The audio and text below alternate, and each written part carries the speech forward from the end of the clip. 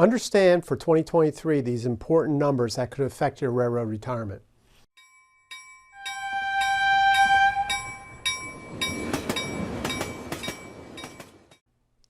Welcome everyone to another edition of the Highball Advisors Railroad Retirement Whiteboard. My name is John McNamara of Highball Advisors, and welcome to 2023.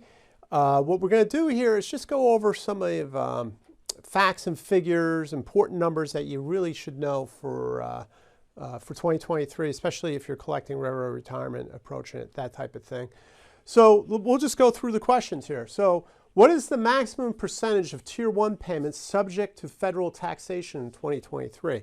Well, to tell you the truth, that hasn't changed. It's still 85% of your Tier 1 can be taxable. Doesn't mean an 85% tax rate, so understand that. But 85% of it can be taxed, all right?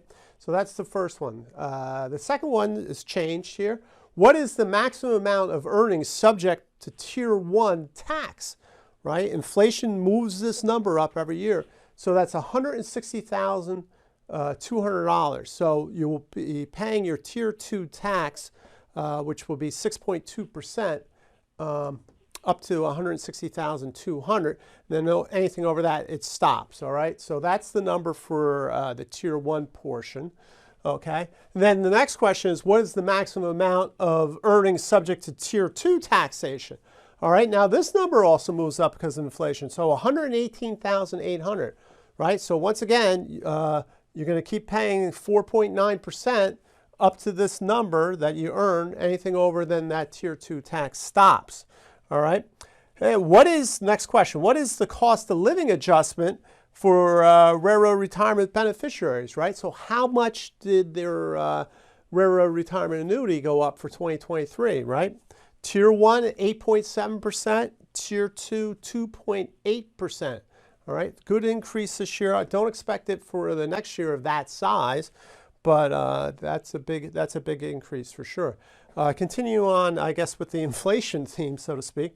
Do railroaders need to claim early to get benefits for annual cost of living adjustments, right? I hear that a lot. Hey, maybe I should start my railroad retirement so I can get, this year my 8.7%.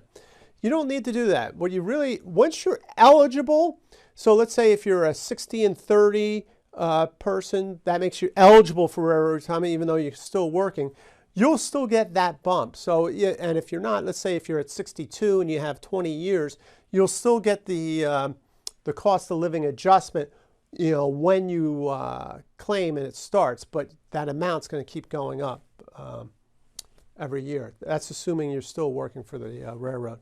So you don't need to claim it, I got to get it in December so I can get that adjustment. As long as you're eligible, they'll put that adjustment for you.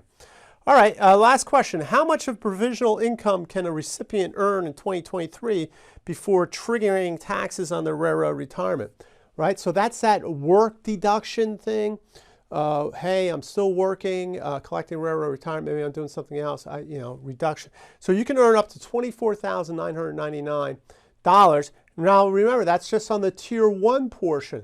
The work deductions for Tier 2 only happen if you're working for your last pre-railroad retirement employer, in which case it just starts at zero. It's 50% of Tier 2, or $1 for every $2 up to 50% of Tier 2. All right, so this number is a little bit bigger. I think it was in 19,000 last year. Now it's up to 24,999. So that's a lot bigger. So these are some good numbers just to have floating in your head as we approach 2023. If you're working for the railroad, if you're a railroad retiree, these are the numbers that are going to be affecting your life, no doubt about that. So I hope you found this helpful. Feel free to reach out to me if you're at or near retirement, looking to understand how some of these numbers are going to affect your life. Sign up for that boarding for railroad retirement process. We'll go through all that. Subscribe to the YouTube channel. Really appreciate that. Click on the notification bell to get the latest video. And until next time, everyone, please stay safe, stay on track, and take care. So long, everybody. Bye.